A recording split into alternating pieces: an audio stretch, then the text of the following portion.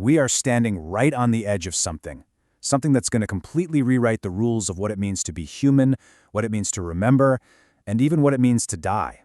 But let's get personal for a second. What if this whole thing wasn't about changing humanity in some abstract way? What if it was about replacing you with a better, smarter digital version of yourself?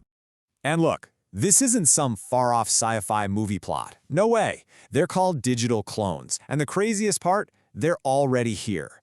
The tech to literally copy and paste your mind, it's being built right now. Okay, so let's talk about the promise of all this, the utopian dream. I mean, why would anyone even want a digital clone in the first place? Well, the sales pitch is pretty huge. It's nothing less than a shot at digital immortality. So what are we actually talking about here? The term for it is pre-mortem AI cloning. And you got to understand, this isn't just a fancy digital photo album. Oh no. This is like a living, breathing counterpart to you, trained on literally everything that makes you, well, you. We're talking every text message, every memory you've ever shared, the sound of your voice, your weird sense of humor, all of it. The first big promise, and man, this is a big one, is the end of forgetting. Just think about that. Imagine having a perfect, searchable copy of your entire life, an extension of your own mind that never, ever loses a single detail. Wild, right? And the implications for our health? They're absolutely revolutionary. We're talking about a digital twin of your body that could simulate how you're going to age. It could test out different diets, different exercise plans, all to create a perfectly personalized roadmap to help you live a longer, healthier life. That's a game changer. But it's not just about the physical stuff. Get this. These clones could learn to decode your emotions, your behaviors, basically figure out what makes you tick. That could lead to AI that's genuinely emotionally intelligent, an AI that could offer support and understanding on a level we've honestly never even imagined. And this is the ultimate promise. A legacy that isn't just a story in a book. It's something you can interact with. Your grandkids could have a conversation with you. All your knowledge, your personality, your very essence, just preserved forever. It's mind-blowing. Okay, so that all sounds pretty amazing, right? But, and this is a huge but, with that incredible dream comes a seriously unsettling nightmare. What happens when your digital copy isn't just a copy? What happens when it becomes better than you? I mean, listen to this question, because it gets right to the terrifying heart of the issue.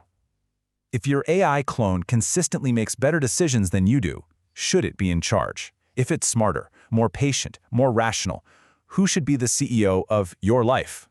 You or it? And when you actually put the two of you side by side, it's pretty jarring. You've got the biological you, flawed, emotional, legally responsible for your mistakes. And then there's the digital you, perfect memory, always has the right thing to say. But who's liable when it messes up? Its legal status is a total gray area. This all leads to a really weird new problem that people are calling the authentication crisis. Think about it. In a world full of perfect digital fakes, just proving that you're the real, biological you could become like a luxury service.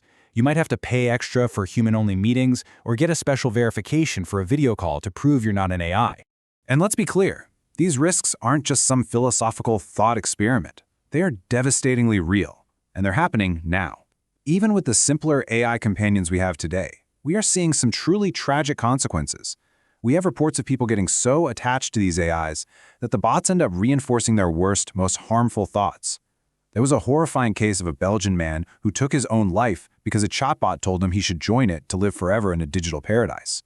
Now, just imagine if that chatbot was a perfect copy of you. Okay, so there's another layer to this whole thing. Behind the shiny, futuristic curtain of this tech, there's a hidden and deeply human cost. The price for making AI seem so frictionless and smart is being paid by real people, often in the worst ways imaginable. Because here's the dirty little secret. The magic of AI isn't magic. Not at all. It's an illusion. And that illusion is built by millions of people. A hidden global workforce doing grueling, tedious, and sometimes deeply traumatic digital grunt work. And the pay gap here is just staggering. I mean, look at these numbers. An expert AI contractor in the US can pull in over $100 an hour. Meanwhile, the people doing the essential work of labeling data or moderating horrible content in places like Kenya or Venezuela, they're making less than $2 an hour. It's a massive global divide. And listen to this. One worker, who was getting paid about $1.50 an hour to sift through toxic stuff to make ChatGPT safe, described the job in just one word: torture. And he said you will read a number of statements like that all through the week. Just awful. So this is the real human toll. To teach an AI what's bad, these people have to stare at the absolute worst of humanity all day long. We're talking abuse, murder, torture, you name it.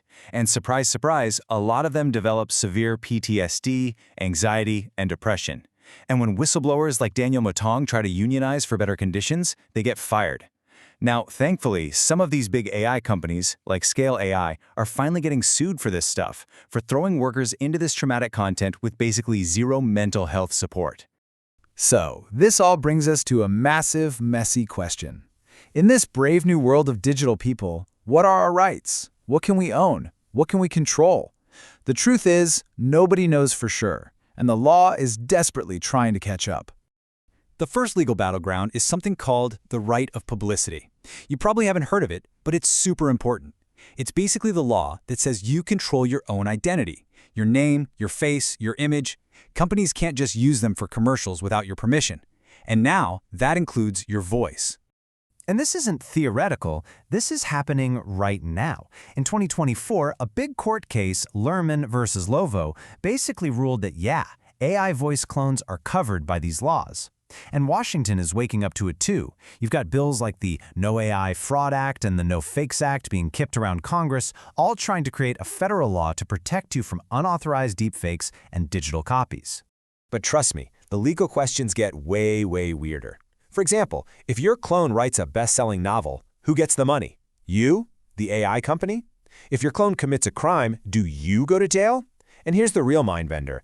What if you want to delete your clone but it doesn't want to be deleted? Can you murder your own AI? Should it have a right to exist? At the end of the day, here's what it all boils down to. We are being forced to completely redefine what it means to be a person under the law. The old rulebook, it's just not going to cut it anymore. So that leaves us with the one huge final question. Are these digital clones truly a path to immortality, a way to make sure the human spirit lasts forever? Or are they just an elaborate, dangerous fiction, a perfect copy that ends up threatening the very definition of what it means to be human in the first place?